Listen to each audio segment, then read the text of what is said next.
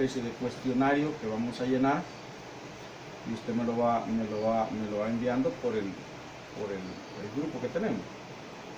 Ahora, vamos a quedar desde ya en que si usted se inscribe este día, se apunta en la lista que hermano Mario le va a pasar al final, usted queda inscrito como alumno del Centro de Estudios Ministeriales, entonces tiene obligaciones con el Centro de Estudios Ministeriales de asistir a las clases. Si tiene alguna dificultad, usted va a avisar, no puedo llegar, como si fuera a la universidad o la escuela, no puedo llegar. Por esto, pensemos que esto es la casa del Señor, el ministerio del Señor, y no es más importante una universidad o una escuela que la iglesia, ¿verdad? Así es que si usted tiene alguna dificultad, usted se va a disculpar. Vamos a llevar bien elaborado un cuadro de asistencia, porque es bien importante, porque al final también vamos a dar un certificado que dice que usted cursó el módulo de Jeremías. Así es que va a ser más fácil quizás, porque no vamos a tener que estar especulando mucho hasta el final, buscando y tratando de correr, resumiendo. Vamos a tratar de hacer un cuestionario que nos ayude a recordar después, Así que vamos a iniciar Jeremías, vamos a orar antes de eso. Gracias, Padre, te adoramos, te bendecimos, te glorificamos, te honramos, Señor, porque eres bueno. Gracias por tu Espíritu Santo que está con nosotros, y esta mañana tú nos vas a dirigir en este nuevo estudio, Señor, que emprendemos hoy sobre el libro de Jeremías. Ayúdanos, háblanos, ministranos, Señor, y que tu gracia y tu amor esté sobre nosotros en todo momento. Gracias, Jesús. Te adoramos, Señor. Amén.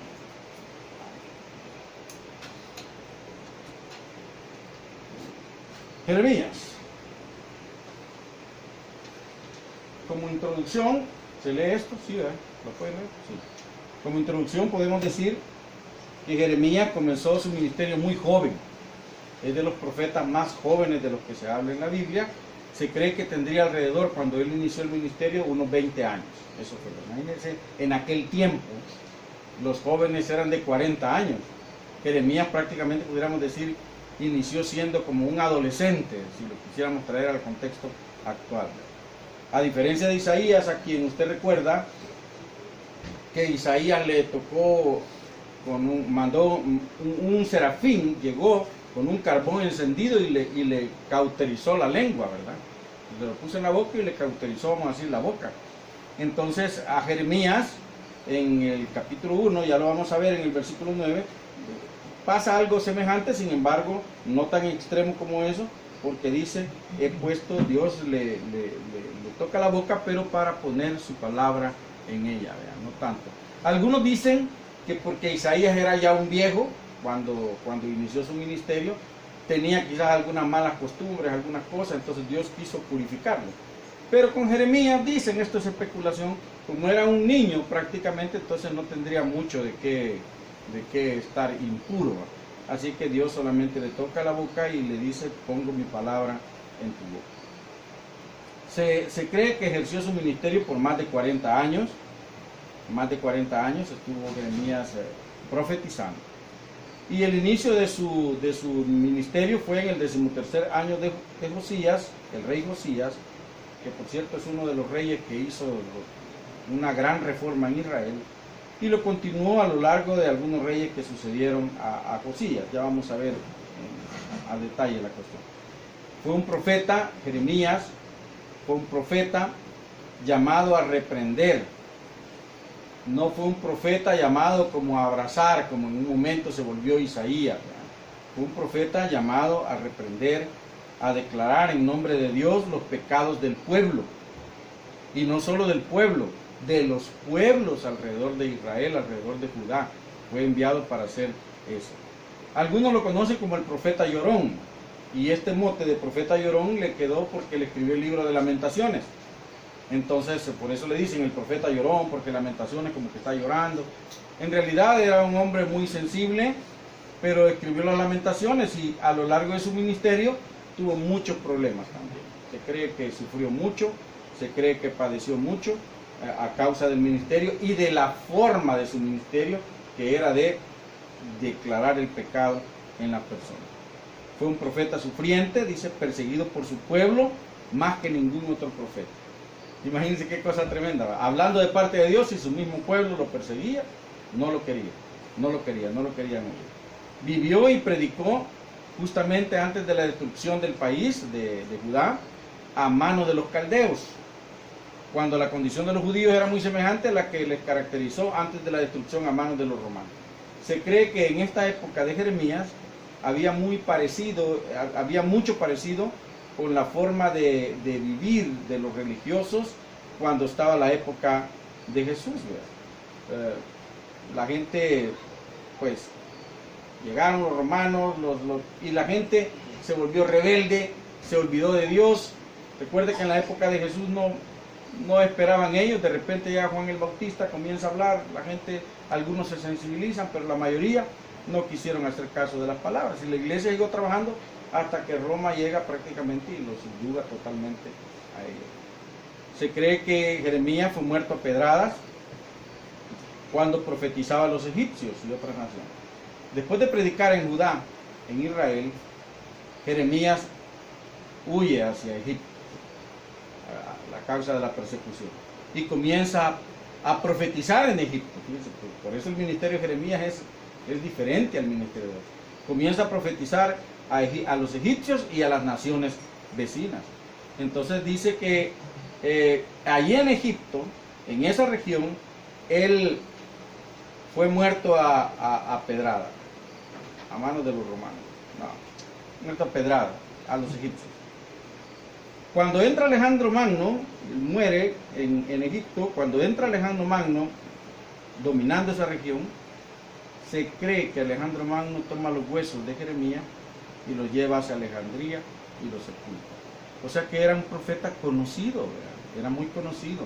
Quizás Alejandro Magno supo apreciar lo que oyó de Jeremías, y no lo consideró una persona cualquiera, de tal manera que él toma los huesos que estaban ahí en Egipto y se los lleva a la capital del imperio, Alejandría. Entonces ahí lo sepulta. Entonces vea, Jeremías no solo profetiza al pueblo de Dios, sino que se encarga a profetizar a otras naciones, y por causa de profetizar es que él muere. Muchos antepasados, muchos de los que nosotros no sabemos ni siquiera quizás el linaje que traemos, muchos murieron por predicar el Evangelio. En este país, al principio, cuando el Evangelio entró, algunos dicen que entró en el 1800, otros dicen que entró en el 1900, pero lo cierto es que cuando el Evangelio entra, hubo mucha oposición, y muchos de los que se atrevieron a predicar en los primeros días, cuando el Evangelio entra a este país, murieron por esa causa. Fueron muertos a pedradas, fueron asesinados, fueron perseguidos, mucho sufrimiento. Esto es lo que le pasa a una persona cuando habla la palabra de Dios, no una persona cuando habla lo que la gente quiere oír, que es lo que muchos hacen en este tiempo. Predican lo que la gente quiere oír, lo que a la gente le hace sentir bien, pero no predican la palabra de Dios. No hablan contra el pecado, no hablan sobre el pecado, no hablan contra los malos estilos de vida, contra los estilos de vida que no agradan a Dios. No hablan porque no agrada a la persona. Entonces, cuando una persona se dispone a hacer eso, entonces comienzan los ataques, comienza la persecución, comienza el sufrimiento, de muchas maneras. Podemos esquematizar el libro de Jeremías en cuatro partes. Primero, el llamamiento y la comisión, que es el capítulo 1, es lo que vamos a ver ahora. En el segundo apartado es las profecías concernientes a Judá, que es la mayor parte del libro, del capítulo 2 al capítulo 45. Luego la tercera parte, las profecías concernientes a las naciones, cuando él sale y va a predicar a otras naciones. Y la última parte, un suplemento histórico, o sea, un resumen casi como un recordatorio. Esas son las cuatro partes que podemos dividir así a grandes rasgos el libro de Jeremías. ¿Vamos bien hasta ahí? ¿Están listos para un examen ahora? Sí. Okay. Capítulo 1. ¿Tiene su Biblia? Bueno. Capítulo 1. Las palabras de Jeremías, hijo de Hilcías, dice ahí.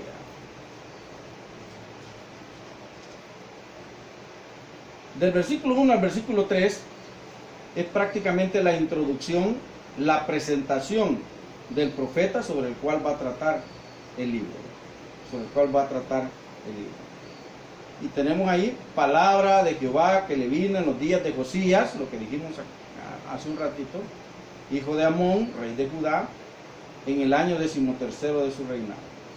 Le vino también en días de Joacim, hijo de Josías. Mire, ya van ahí, Joacim, va Josías, rey de Judá, hasta el fin del año 11 de Sedequías, hijo de Josías, rey de Judá, hasta la cautividad de Jerusalén en el mes 15. El título general, la presentación del profeta, quién es él, qué hizo.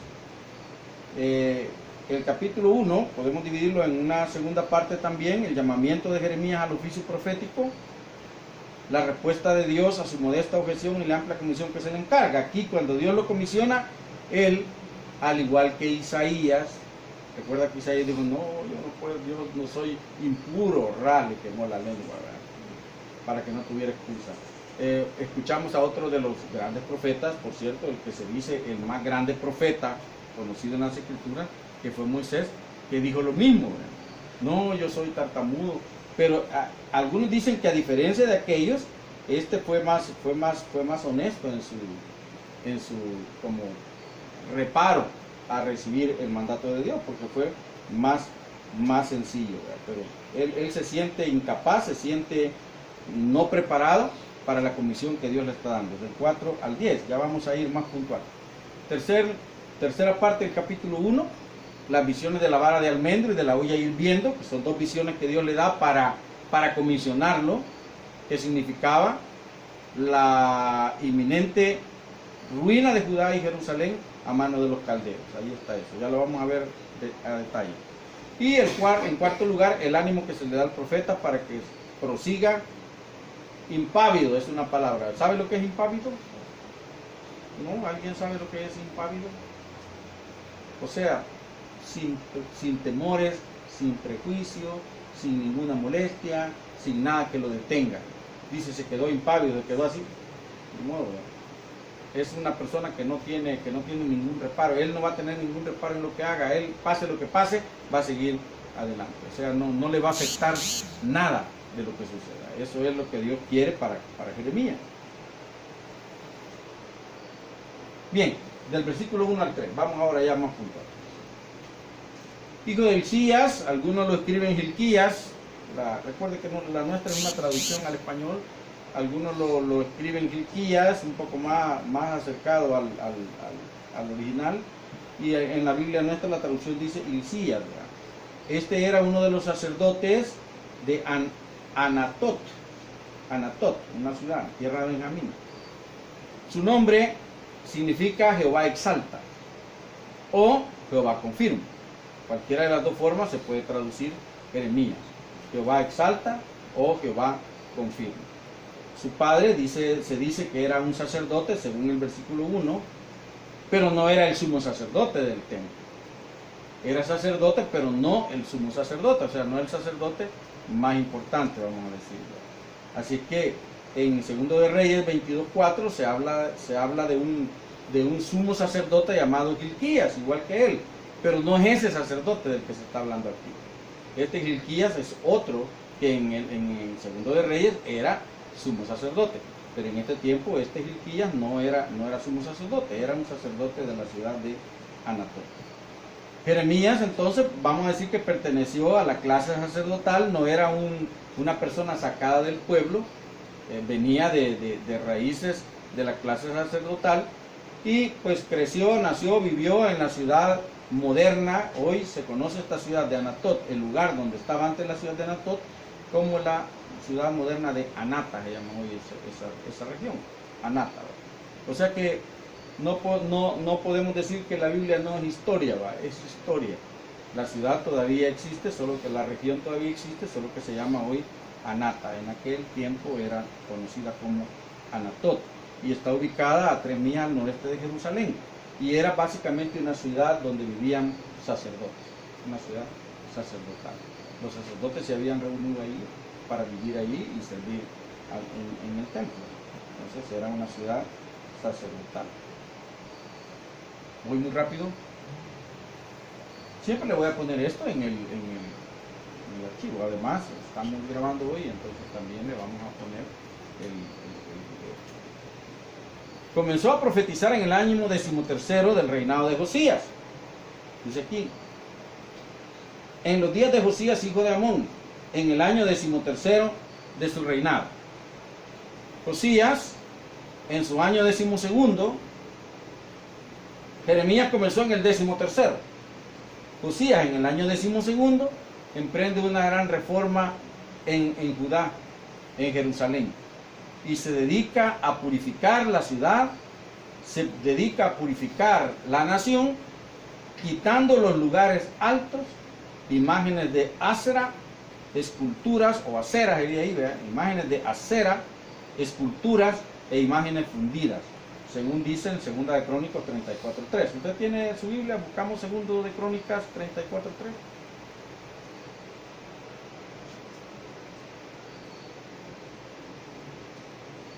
A ver si lo encuentro antes que yo.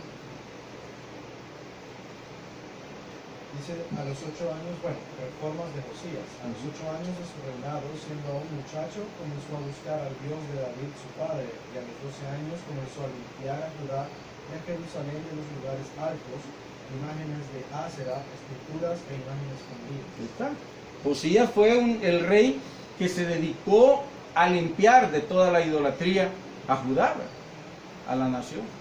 Recordemos que la nación, cuando sale de Egipto, venían cargando toda la cultura egipcia, ¿no? Aunque ellos conocieron al Señor, conocieron a Jehová, pero en su corazón todavía estaban aquellas costumbres egipcias, aquellos ídolos egipcios, a los cuales ellos muchos adoraban. Y en el desierto tuvieron que bregar con eso, tuvieron que luchar mucho con eso, pero cuando entran a la tierra prometida, otra vez se empiezan a mezclar con los pueblos donde iban entrando, y al no obedecer la palabra de Dios que decía que quítenos a todos, se empiezan a mezclar con ellos y comienzan a tomar otra vez sus costumbres. Hasta que llega el momento que es más importante la idolatría para ellos que Jehová mismo. Llega un momento en que los profetas comienzan a hablar que ellos se han olvidado, han dejado a Dios por irse con una ramera, dicen ellos, por irse con un dioses paganos. Ellos cambiaron su Dios y conocían a Dios, quizás oían a Dios, y de seguro que los padres dejaron de contarles la grandeza de Dios, porque recuerden que antes la fe se trasladaba por boca de generación en generación, y si los padres no les contaban lo que Dios había hecho, pues ellos empezaron a olvidarlo, no les interesó, empezaron a olvidarlo, se enfrascaron quizás en todas las cosas que tenían alrededor o las que tenían que hacer para subsistir, y empezaron a tomar las costumbres de los pueblos donde ellos llegaron a habitar. Entonces Josías viene y dice, no es posible. Como que siempre hay, de vez en cuando surge uno, ¿verdad?, que se le enciende el foco y comienza a limpiar las imágenes, comienza a quitar todos los lugares altos, que eran los lugares de adoración. Los lugares altos eran lugares de adoración, altares que se edificaban en montañas, en lomas, en volcanes, en sitios que no eran altos. Por eso usted va a ver los altares siempre están arriba. Las iglesias mismas, ¿verdad? Se piensa que de alguna forma para que el que está hablando pueda ser visto por los demás, pero en el fondo no, ¿verdad? Usted va a ver muchas iglesias que tienen sus tarimas, y detrás de la tarima hay un altar, ¿verdad? Hay un altar siempre. Entonces los altares eran levantados en lugares altos, ahí se amontonaban un montón de piedras y ahí se iban a ofrecer sacrificios, y eso lo hacían los paganos también. Entonces ellos habían establecido muchos lugares donde ir a ofrecer sacrificios a los dioses que no era Jehová de los ejércitos. Podría haberse pensado que la unión del rey y el profeta, o sea, la unión de Josías más el ministerio de Jeremías, pudiese haber levantado una gran reforma que salvara a Judá y Jerusalén de la destrucción, pero no fue así. De nada, de algo puede haber servido, pero no de mucho. La nación entera siempre rechaza a Dios, a pesar de que el rey hace todo lo que está en su corazón, a pesar de que el profeta habla la palabra de Dios. Y es que es así, ¿verdad? Muchos de nosotros, aunque aunque tengamos todo de parte de Dios enfrente, hay las costumbres, las cosas que venimos arrastrando, a veces nos ganan y no nos dejan de verdad entregarnos al Señor. Y llega el momento en que no queremos entregarnos al Señor. Le damos más importancia a las cosas materiales o a las cosas que no son espirituales, y si hablamos de espiritual, pensamos que es más cómodo de lejos que estar de verdad comprometidos con el Señor. Entonces a la nación le pasó esto. Para ellos era más cómodo vivir como vivían e ir a ofrecer sacrificios, pagar sus promesas, cumplir sus penas o lo que fuera, como le llamaran, que creer en un Dios que no veían, ¿verdad? Era más fácil ir a arrodillarse delante de una imagen fundida que ir a arrodillarse a dónde, quién, ¿verdad? Era más ilógico. Y si no tenían ellos la cultura, la fe cimentada por los padres, pues más difícil se les volvía. Así es que el rey lo hace, el profeta lo hace, pero el pueblo no quiso, ¿verdad? No quiso. Lo vamos a ver ahí. Su ministerio se prolongó a lo largo de los reinados de Joacim, Sedequías, cada uno de los cuales reinó 11 años, los reyes. Profetiza hasta la deportación de Jerusalén en el mes quinto del año 586. Isaías estuvo como el 700 y algo, ¿verdad? Jeremías estuvo en el año 586. Y dice, fue en ese mes en que Nebuzaradán, yo tengo que leer bien eso, ¿verdad?, quema el templo y todas las casas de Jerusalén. Pero a pesar de eso, está en el segundo Reyes 25, 8 y 9. Si quieres lo leemos.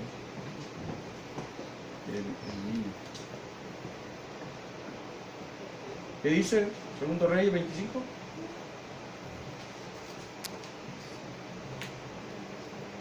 ¿Lo encontró? Dice, en el mes quinto, a los 7 días del mes, siendo el año 19 de Nabucodonosor, rey de Babilonia, vino a Jerusalén Nabuzaradán, capitán de la guardia, siervo del rey de Babilonia, y quemó la casa de Jehová y la casa del rey y todas las casas de Jerusalén, y todas las casas de los príncipes quemó fuego. Tremendo. Vea, yo decía un día de estos, cuando llegaban a una nación y la querían someter, humillarla, no era solo matando a la gente, era más doloroso para las ciudades que destruyeran el templo, que destruyeran los lugares de adoración, porque ellos estaban pero casi como fortalecidos por eso. Entonces por eso, dos objetivos de los ejércitos: derribar los muros para poder entrar y luego derribar el templo, y ahí tenían sometida prácticamente a la ciudad. Entonces este rey lo hizo, y en este tiempo profetizó Jeremías.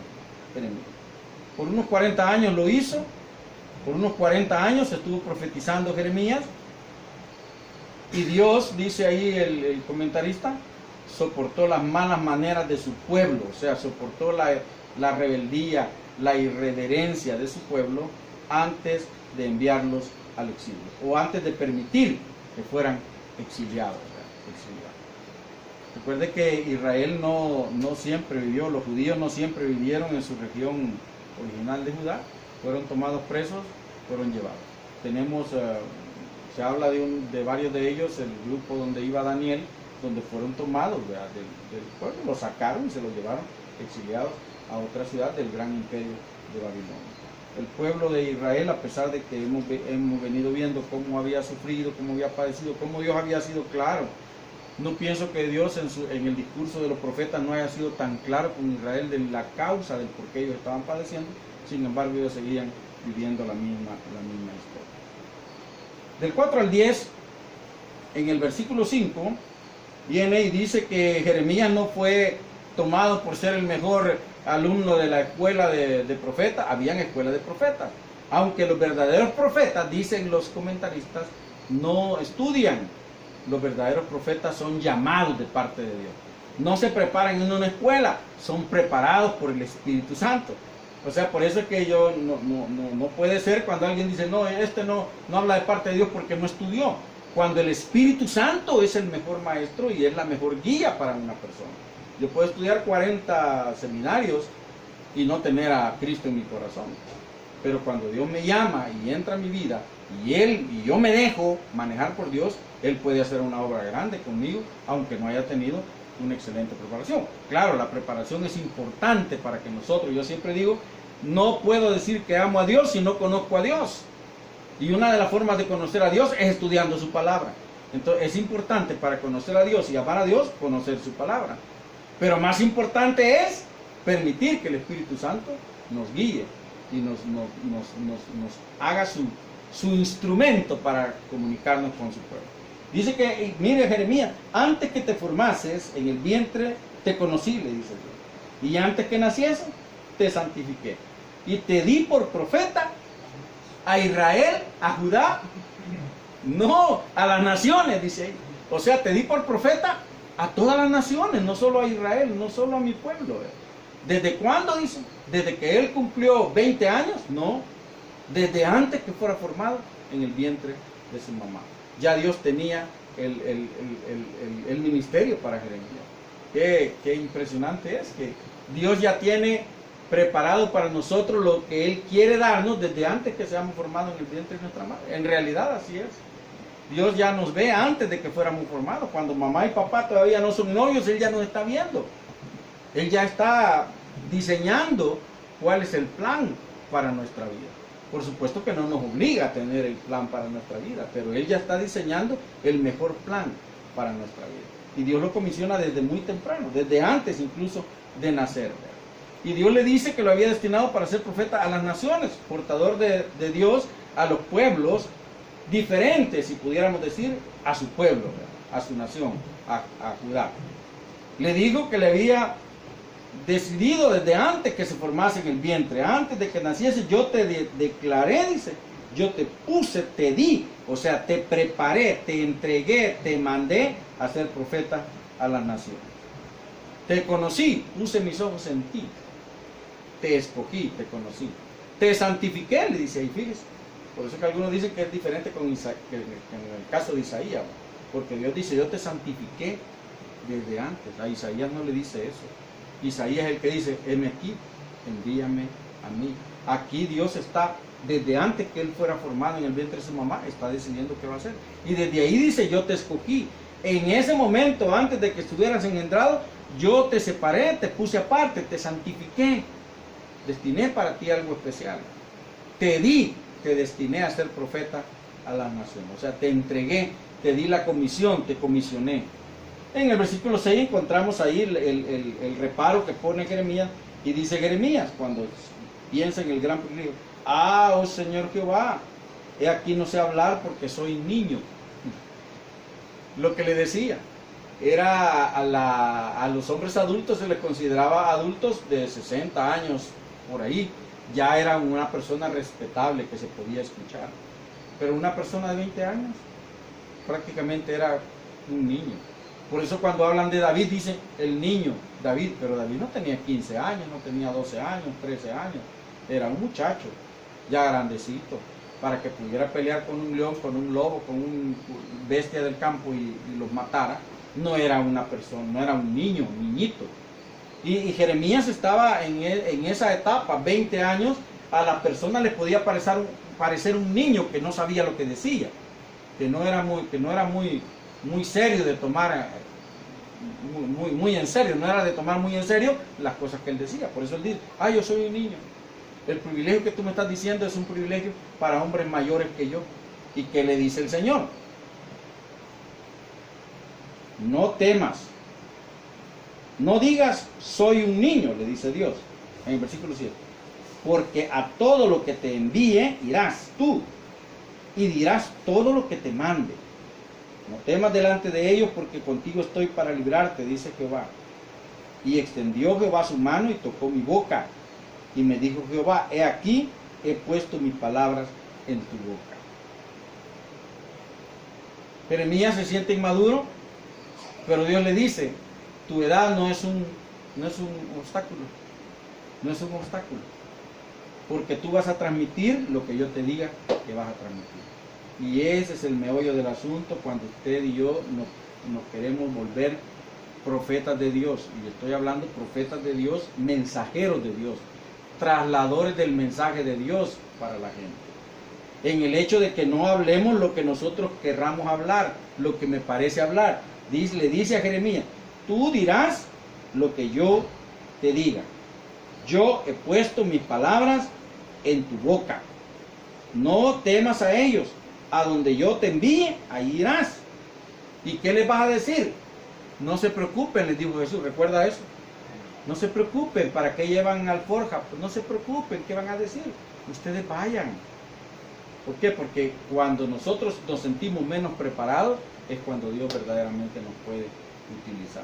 Cuando yo me siento muy preparado, puede que me vuelva orgulloso y que crea que yo voy a poner a trabajar todos mis conocimientos sobre la palabra de Dios. Pero Dios le dice, no, tú eres un niño, te puede parecer que no estás preparado, que no estás maduro para el trabajo, pero yo te conocí, yo te santifiqué, yo te di, y ahora te digo, no temas. Donde yo te diga que vayas, tú vas a ir sin ningún temor. Por eso decíamos impávido, ¿verdad? Sin ningún temor. Vas a entrar ahí, ¿qué es lo que vas a decir? Te vas a parar y vas a empezar a pensar, ¿y ahora qué digo aquí? Tú vas a decir lo que yo te diga, que digas. Y ahora, para garantizar eso, extiende su mano. Fíjese qué cosa más linda. Extiende su mano y toca su boca y le dice, he puesto mis palabras en tu boca. No te doy la facultad de ser un gran orador, te doy la facultad de que ya puedas hablar sin ningún temor. No, he puesto mis palabras en tu boca. O sea, cuando tú hables, hablaré yo. Y eso es lo impresionante cuando nosotros logramos entender eso, porque cuando usted y yo hablamos, debe hablar Dios. Debe hablar Dios. Pero muchas veces hablamos nosotros y no habla Dios, porque habla mi prejuicio, habla mi conocimiento, habla mi orgullo, mi vanidad. Dios le dice, tú te sientes pequeño, ok, reconoce la sencillez, la humildad. El otro era un hombre grande ya, Moisés.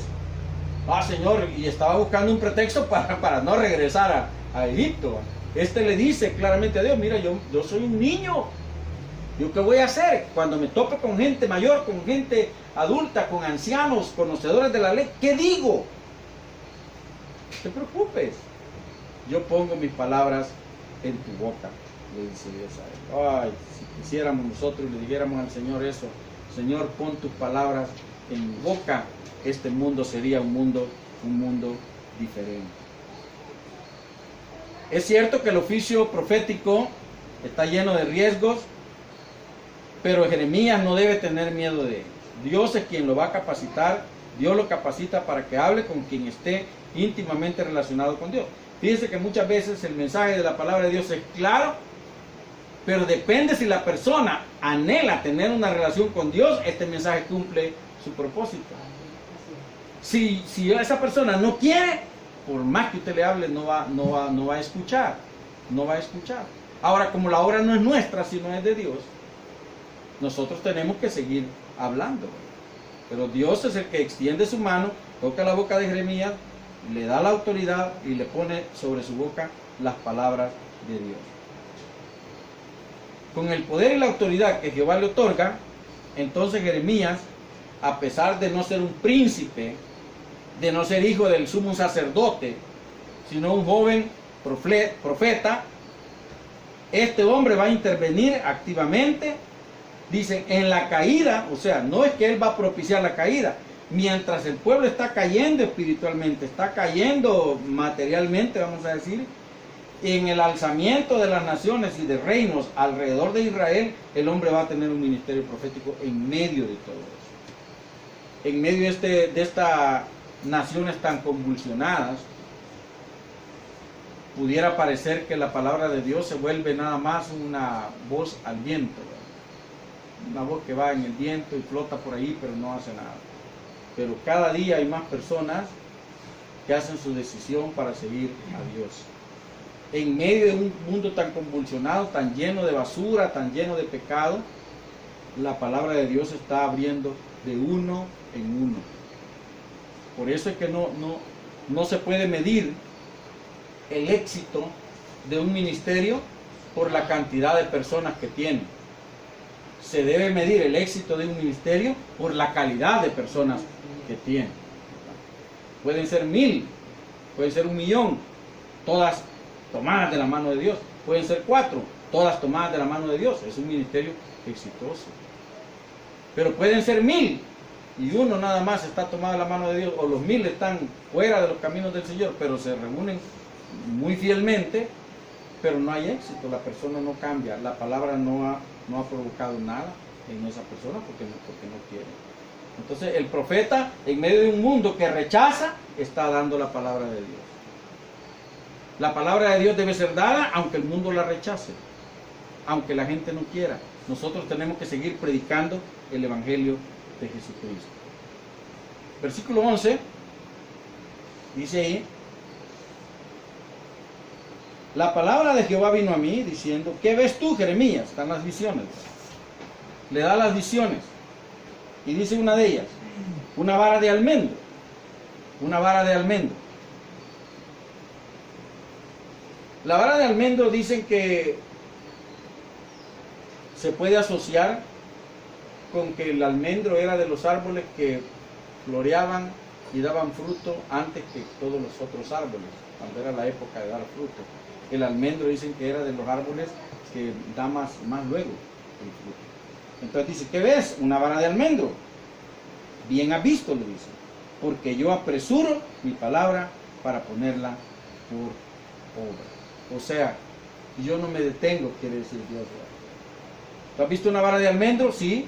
Esa va a dar fruto. Bueno, pues así como esa vara de almendro da fruto antes que los demás, así voy a hacer que mi palabra se cumpla. Voy a hacer que mi palabra se cumpla. ¿Y cuál era la palabra definitiva? O como decía una persona, definitoria de la palabra de Dios. La paga del pecado es muerte. Y aquel que se apartaba de Dios generalmente terminaba muy mal. Y esta nación, por haberse apartado de Dios, iba a terminar mal. Y Dios dijo, no voy a detenerme. Así como el almendro no se detiene y da su fruto rápidamente antes que los demás, así va a cumplirse mi palabra. Así va a cumplirse mi palabra, no se detiene. Y luego viene otra visión. Por segunda vez, dice el versículo 13, ¿qué ves tú? Y entonces yo le dije, veo una olla que hierve y su faz está hacia el norte. O sea, la dirección de la olla está viendo hacia el norte. Y le está hirviendo. Y dicen algunos que esto de hirviendo es como la, ¿cómo le llaman eso? La ebullición, ¿verdad? La ebullición, usted ve, cuando usted sabe que esa agua está hirviendo, cuando comienza a moverse, las moléculas están tan calientes que empiezan a saltar y el agua se ve que se sale de la olla. Dicen que del norte siempre se esperaban cosas buenas para las naciones, cuando decían, y todos en este tiempo también decimos, apuntemos hacia el norte, decimos.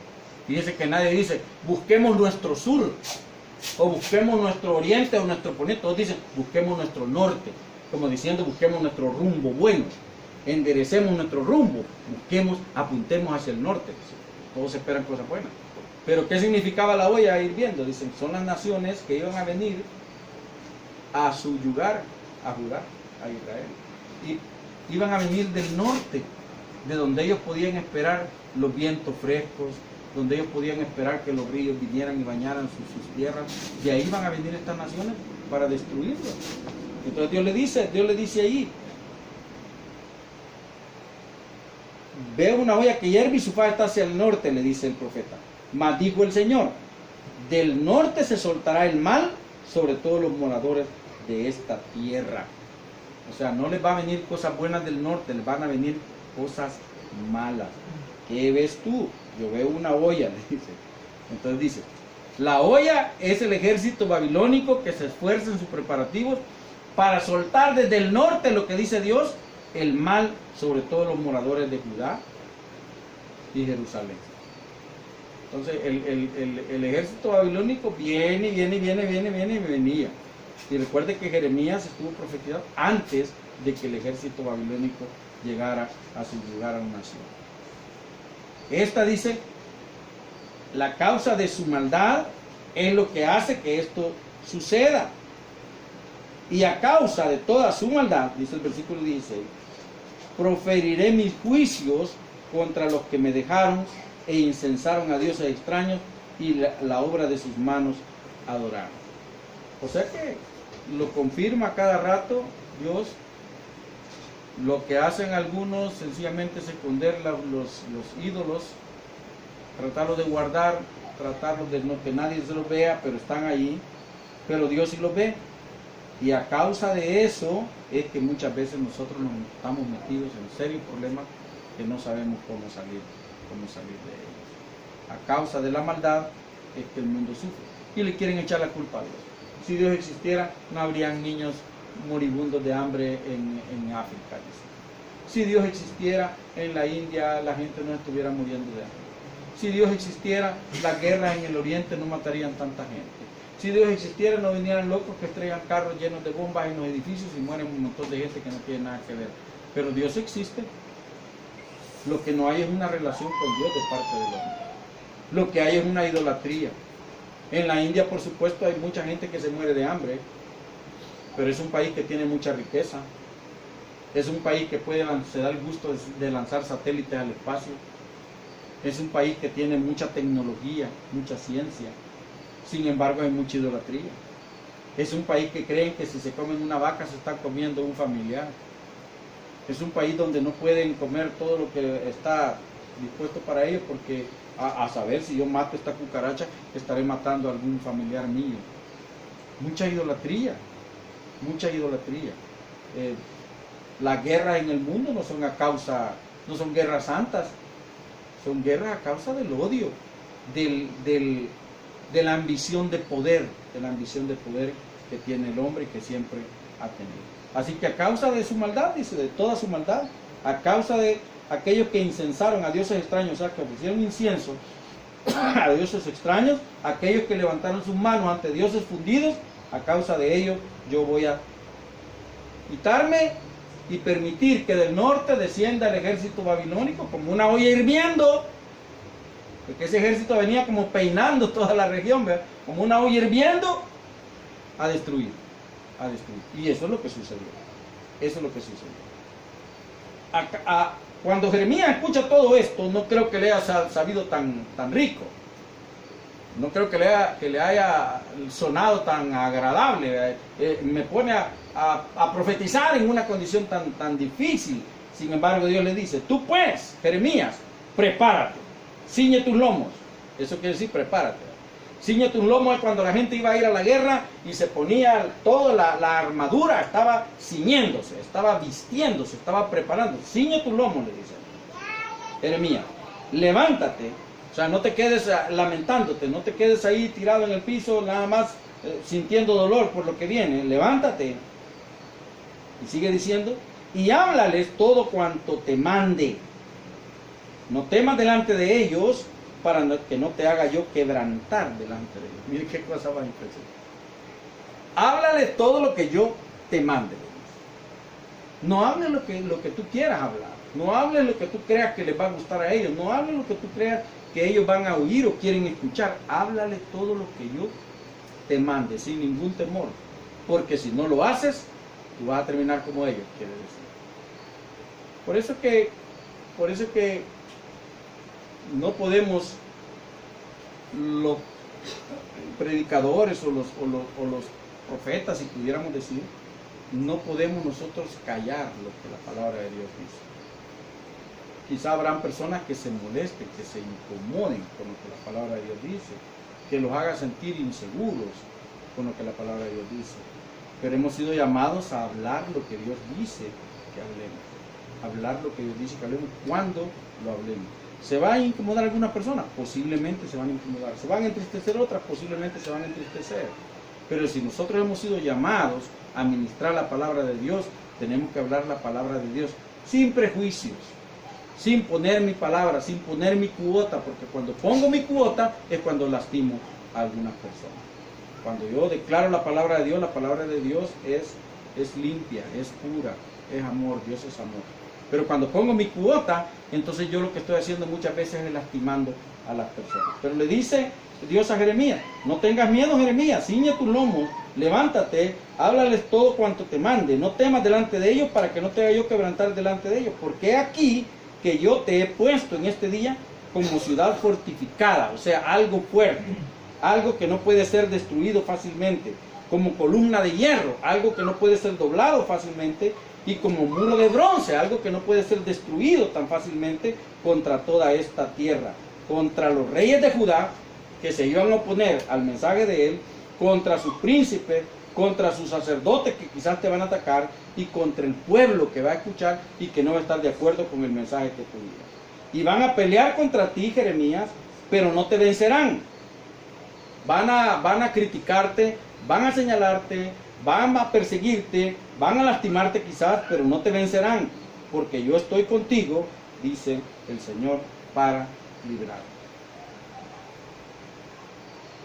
A veces el ministerio de las personas que se dedican a servir a Dios, vamos a decirlo, 100%, se vuelve difícil, porque encontramos lo que se llamaba, un día de esto conversaba con una persona y encontramos lo que podemos nosotros llamar como ingratitud, porque muchas veces usted ministra la palabra, lleva la palabra, habla lo que Dios dice que diga, y se esfuerza, se preocupa por aquellas personas, pero recibe una respuesta mala, recibe un rechazo, recibe una crítica, recibe una ofensa. Y el mismo Jesucristo, cuando predicó, no recibió abrazos. Él quería bendecir a la gente y donde quiera que iba dejaba bendición, pero había mucha gente que lo odiaba, que lo despreciaba, gente que gritó: mátenlo, de su misma tribu, mátenlo, crucifíquenlo, que lo odiaba. Sin embargo, son cosas que usted y yo debemos de saber, pero debemos de tomar esta palabra como nuestra. He aquí yo te he puesto este día como ciudad fortificada, como columna de hierro, como muro de bronce, contra toda esta tierra, contra los reyes de Judá, sus príncipes, sus sacerdotes y el pueblo de la tierra. Y pelearán contra ti, pero no te vencerán, porque yo estoy contigo, dice Jehová, para librarte. Si usted se dispone a abrir su boca hablando la palabra de Dios, no tenga miedo, que se enoje quien se enoje, que brinque quien quiera brincar, pero mientras hablamos la palabra de Dios, estamos respaldados por Dios. Posiblemente alguien dirá: pues yo ya no vuelvo, pues yo ya no vengo, pues yo ya no quiero. Pero mientras estemos nosotros abriendo nuestra boca, porque Dios pone una palabra, y no seamos nosotros, porque nosotros sabemos cuando Dios habla a través de nosotros, y nosotros sabemos cuando hablo yo, cuando yo quiero agradar, cuando yo quiero justificar, cuando yo quiero consolar, soy yo. Pero cuando habla Dios, yo no puedo contener esa palabra. Entonces el Señor dice para usted y para mí que queremos hablar la palabra de Dios. Dice: yo te he puesto ahora, dice, como ciudad fortificada, nada te va a vencer. Como columna de hierro, nada te va a doblar. Como muro de bronce, nada te va a destruir. Contra todos los que se opongan contra ti, van a pelear, pero no te van a vencer, porque yo estoy contigo, dice Jehová de los ejércitos. Y ese es el ministerio que le da. Capítulo 1 es el llamamiento del ministerio, y como vamos a decir, la certeza de que Dios está llamando a Jeremías para ser un profeta de Dios. Para ser un profeta de Dios. ¿Queremos ser Jeremías? Tarea dura, ¿verdad? Tarea dura. Vamos a ver mucho sufrimiento alrededor, vamos a ser atacados duramente, vamos a ser lastimados, quizá vamos a morir apedreados como le tocó a él, según la historia, pero vamos a hablar palabra de Dios, y al final usted y yo podemos ver la recompensa. Padre, te adoramos y te bendecimos, Señor. Gracias te damos por esta palabra. Ayúdanos a ser profetas tuyos, Señor, a ser voceros de tu palabra, de tu mensaje. Ayúdanos, Señor, a predicar tu palabra a tiempo y fuera de tiempo, a hacerlo con alegría y con valentía, Señor, sabiendo que vamos a recibir quizás desprecio, rechazo, críticas, insultos, o hasta, Señor, golpes. Vamos a ser posiblemente hasta lastimados, pero lo haremos por la mejor causa, que es predicar tu palabra. Bendice a cada uno de estos Hermanos que estamos ahora reunidos, bendícenos, ayúdanos a tomar el ministerio profético como algo para cada uno de nosotros. En el nombre de Jesús te adoramos. Amén.